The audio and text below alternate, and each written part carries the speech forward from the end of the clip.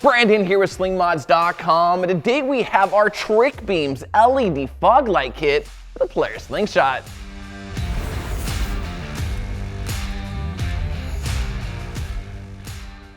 Now you and I both know that if you plan on doing any type of night riding in your Slingshot, you're gonna want to be able to see what's out in front of you, especially if you like carving up those dark back roads like we do. Which is why we partnered up with a team over at TricLED to bring you guys a bolt-on LED fog light kit for the 2020 newer Polaris Slingshot. This kit features dual 2-inch 3000 lumen LED fog lights that emit a bright white 6000K on the Kelvin scale to perfectly complement your factory headlights, and is encased in a waterproof housing with integrated heat sinks for quick heat dissipation. You'll also get a waterproof switch so you can turn your fog lights on or off with the push of a button. Now the lights are held in place with fully adjustable brackets as well as black powder coated mounting plates that clamshell together on the front gap fillers for a super stealthy look. Now if you're looking for something other than black, we also offer an optional peel and stick Toughskins accent kit that's available in dozens of different colors, including real carbon fiber. Now after we installed these fog lights, we were absolutely blown away by how bright they were and with how much of an improvement these lights made at night. That's amazing. As you can see with the fog lights on, you can see much further down the road, allowing you far more time to react to any undesirable road conditions coming up ahead. So now that you know what this mod is and what it can do for you, allow me to walk you through the installation process on one of our shop Slingshots.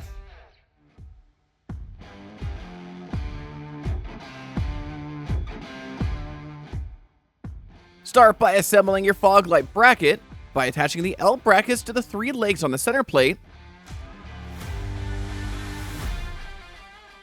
Add the 3 nylon nuts, tightening them by hand, but don't tighten the hardware all the way down just yet, as we'll need to adjust this bracket later in the install.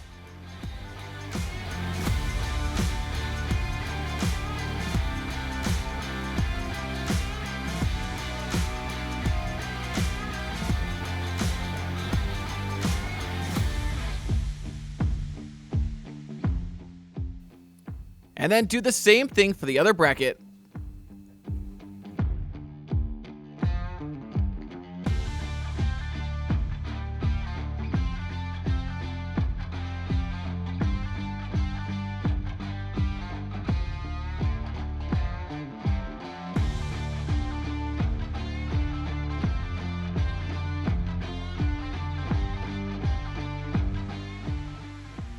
Next, pop off the plastic cover vents on your factory gap fillers. And then place one plate behind the gap filler, and then another plate on the front of the gap filler, inserting the included Allen screws in through the front plate and then into the back plate. Adding the fog light bracket we assembled earlier to the back, and onto those 3 Allen head bolts. Adding a washer and nut to each finger tight to start.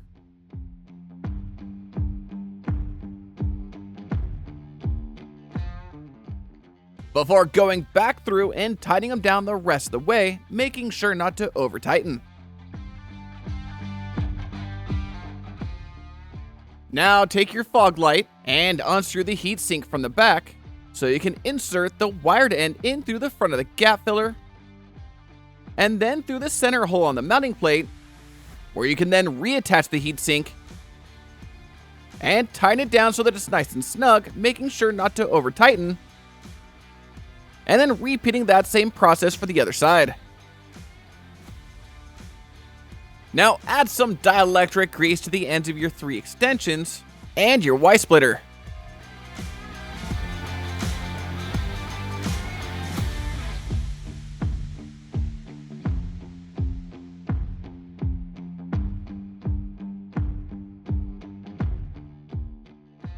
Then take the Y splitter and plug it into the fog light on your passenger side. Add the extension that's in the middle of the 3 different lengths and run it under your hood hinge and alongside the hood latch cable, all the way over to your driver's side fog light, going underneath the other hood hinge and down to the fog light. Now you can plug in the smaller of the 3 extensions into the other end of your Y splitter and route that up into your battery area alongside the existing wiring harness. Next, take the power harness from the kit and plug that same small extension into the second to last 2-pin plug on the end of that harness, and then plug the long extension into the last 2-pin plug, which will be for your button, and then route that up into your steering wheel column, following the existing harnesses already on the bike.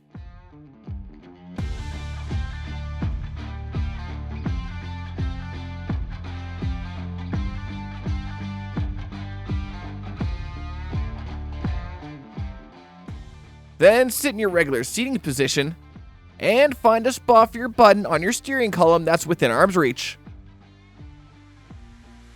Now, once you have an approximate area you'd like, place a piece of masking tape over it and adjust your steering column to give yourself better accessibility. Next, unscrew the end of your button, place it back over the spot you want to mount it to, and then use a marking pen to mark that spot on the tape.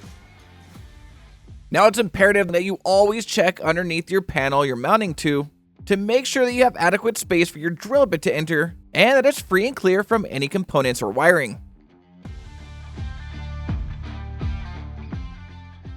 And then use a 3/8" drill bit to carefully drill a hole through that mark you made. Then peel off the masking tape and take that piece of wood out so that you can insert your button and thread on that button cover so it's nice and snug, making sure not to over tighten. Now unscrew and remove the black negative terminal on the battery, followed by the red positive terminal, so that you can add the red wire from the harness to the red positive terminal, and then the black wire from the harness to the black negative battery terminal. Now you can turn your lights on and adjust the angle.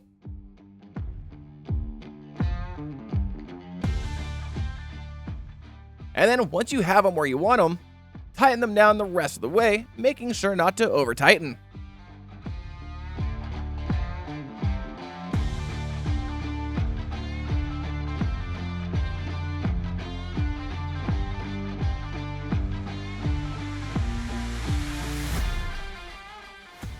And zip tie any excess wiring so that it's up and out of the way of any and all moving parts.